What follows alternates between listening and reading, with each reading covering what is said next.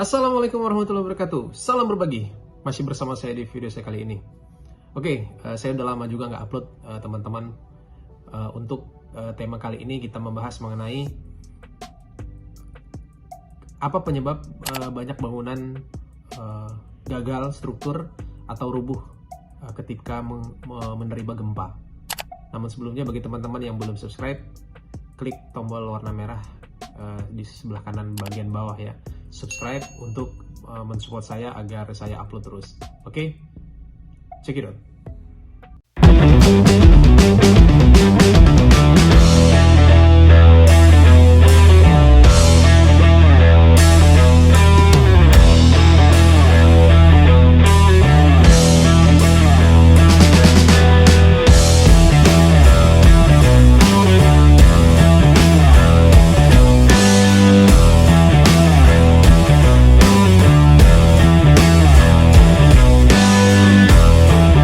Oke, banyak terjadi gempa ya beberapa belakangan ini dari tahun 2018 sampai dengan tahun 2021 ya, 2021 terakhir kemarin di bulan Februari ya, sekitar tanggal 12 kalau nggak salah itu gempa di Sulawesi Barat, di Mamuju ya, Sulawesi Barat. Nah sebelumnya itu terjadi di Ambon, lalu di Palu, dan juga di Mataram dan Lombok ya. Untuk beberapa tahun yang belakangan itu beberapa juga terjadi di Lebak Banten, Pandeglang, Tasik ya, lalu di Padang, Aceh dan sebagainya.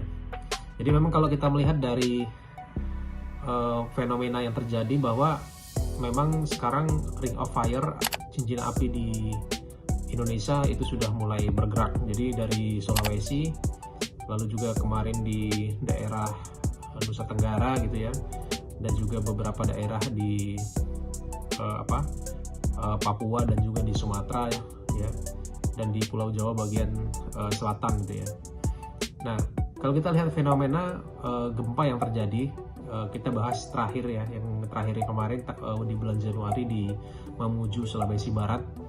Jadi banyak bangunan-bangunan yang mengalami gagal struktur ya, karena ada beberapa faktor yang memang tidak terpenuhi dari strukturnya itu ya. Jadi kami juga termasuk yang menjadi konsultan untuk mengaudit dan merencanakan perbaikan dan perkuatan struktur pasca gempa. Jadi kalau misalkan ini sambil saya memperkenalkan, kalau misalkan teman-teman butuh jasa konsultan untuk mengaudit atau menganalisa dan juga mendesain bangunan Anda supaya tahan gempa, bisa kontak kami di bawah www.kies.co.id dan www.dokterbangunan.co.id ya. Bisa cek juga di Instagram, Facebook, dan juga sosial media lainnya ya. Baik itu di TikTok juga ada sekarang di Dokter Bangunan ya. Nah bisa dicek di situ. Oke, jadi kita kembali lagi ke pembahasan kita. Mengapa banyak bangunan yang gagal menerima gempa? Yang pasti karena beberapa kriteria yang tidak terpenuhi ya.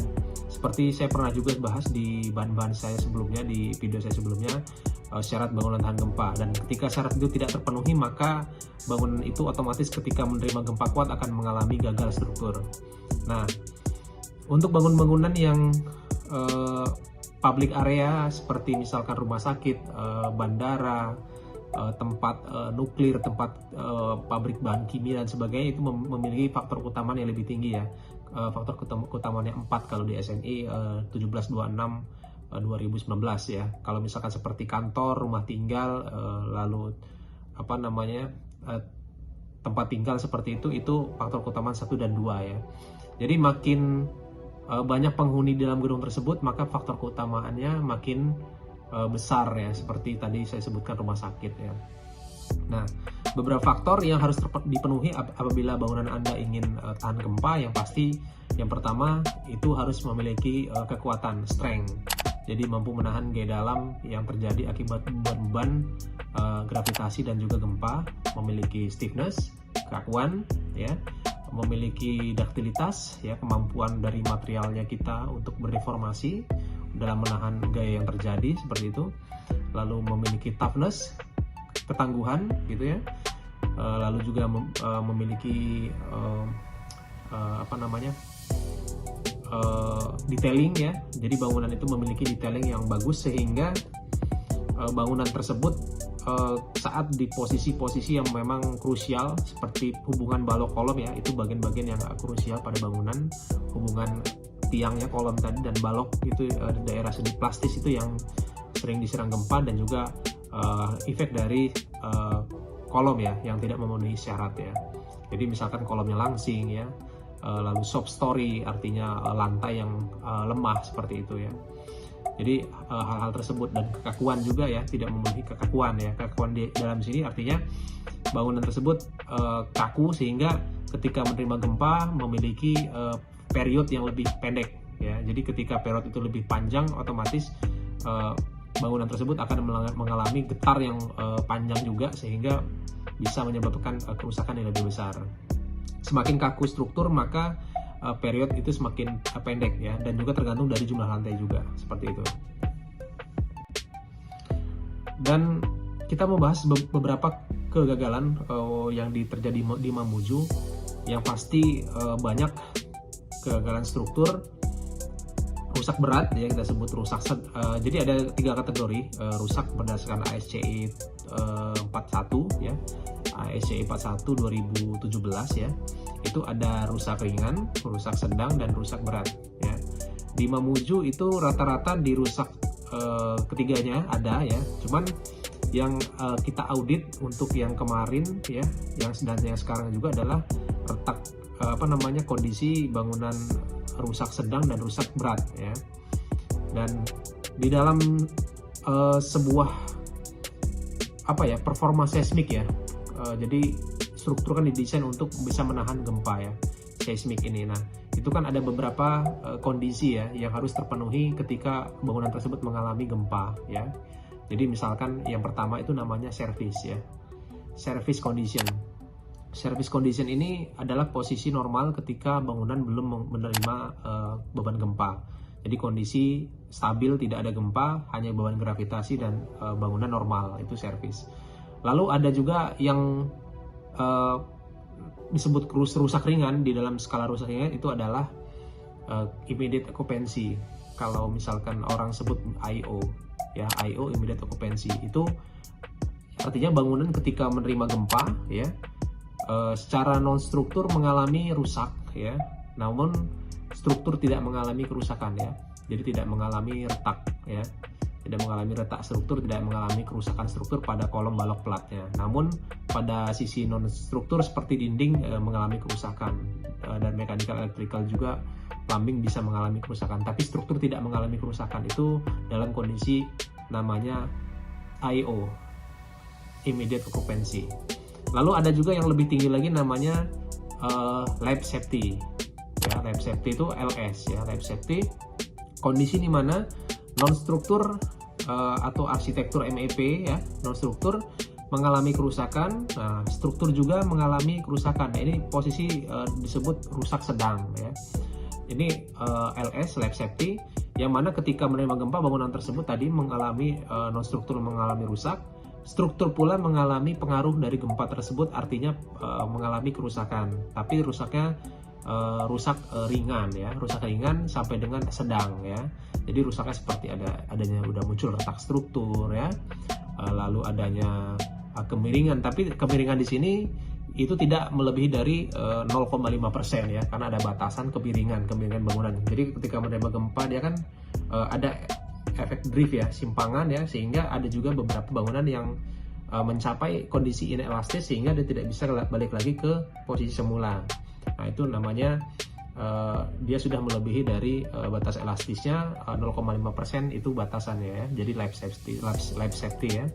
Nah, tidak melebihi 0,5%. Kita bisa cek juga menggunakan theodolit dan juga kita cek itu kemiringannya ya, tidak melebihi dari 0,5%. Lalu selanjutnya kondisi bangunan ketika menerima gempa yang paling maksimal itu harus boleh mengalami namanya collapse prevention atau CP ya. Collapse prevention ini mengalami rusak sedang ke berat ya. Jadi mengalami berat dan membutuhkan effort atau membutuhkan biaya yang biasanya cukup besar untuk memperbaiki kembali gitu ya. Dan biasanya kalau udah mengalami CP collapse prevention ini bisa diperbaiki, tapi biayanya besar, kadang harus dilakukan rekonstruksi ulang. Jadi dilakukan pembangunan ulang ya. Nah, tergantung ya. Dan ini kita melakukan audit, nanti akan kita nilai nih dari segi mutu material apakah sudah memenuhi syarat, dari segi struktur apakah memenuhi beberapa kriteria penahan gempa, misalkan seperti kita cek terhadap strong column weak beam-nya, kolom kuat balok lemahnya, lalu hubungan balok kolom, joint shear-nya itu ya, dan sebagainya ya. Apakah sudah memenuhi kriteria. Dan masuk kriteria mana nih? Apakah immediate occupancy, lab safety, dan collapse prevention gitu ya. Nah, ini yang kita akan audit ya. Jadi bagi teman-teman juga yang memiliki bangunan, ingin tahu bangunan tersebut tahan gempa atau tidak, kita bisa cek ya, bisa kontak kami di QS Nusantara ya, PT QS Nusantara Konsultan ya. Nah, itu jadi bangunan-bangunan yang masih berdiri ya, berdiri tegak ya, masih tidak ada banyak kerusakan segala macam, itu karena memang didesain dengan benar ya. Jadi ketika menerima gempa kuat masih bisa berdiri kokoh ya. Dan ketika mengalami collapse prevention tadi, pada kondisi collapse prevention itu bangunan tetap berdiri, tidak mengalami collapse, dan orang-orang yang ada di dalamnya bisa menyelamatkan diri. Itulah sebenarnya yang disebut bangunan tahan gempa. Jadi jangan salah kaprah ya. Bangunan tahan gempa adalah bangunan di mana ketika menerima gempa kuat, bangunan tidak mengalami collapse atau runtuh ya. Tapi bangunan masih bisa berdiri meskipun rusak berat ya. Dan orang-orang yang ada di dalam bangunan tersebut bisa menyelamatkan diri ya. Intinya adalah manusia yang ada di dalam bangunan tersebut bisa menyelamatkan diri ya teman-teman ya. Jadi bangunan tahan gempa bukannya yang tidak apa-apa karena gempa ya, boleh rusak tapi masih bisa diperbaiki lagi. Dan yang pasti yang tadi nomor satu adalah manusia yang ada di dalamnya bisa menyelamatkan diri ya. Oke, itu yang poin paling penting ya. Jadi disinilah saya coba untuk kita sharing ya mengenai bangunan tahan gempa yang memang kami sedang melakukan audit beberapa gedung pemerintah dan juga BUMN di Mamuju, Sulawesi Barat ya, dan sekarang lagi sedang ongoing ya. Ya, bagi teman-teman yang memiliki problem atau memiliki masalah dan juga memiliki pertanyaan mengenai bangunan tahan gempa, bisa komen di bawah dan like, share, and komen di bawah, dan like, share apabila kalian suka dengan video ini untuk mendukung saya supaya upload terus. Oke? Assalamualaikum warahmatullahi wabarakatuh. Salam berbagi.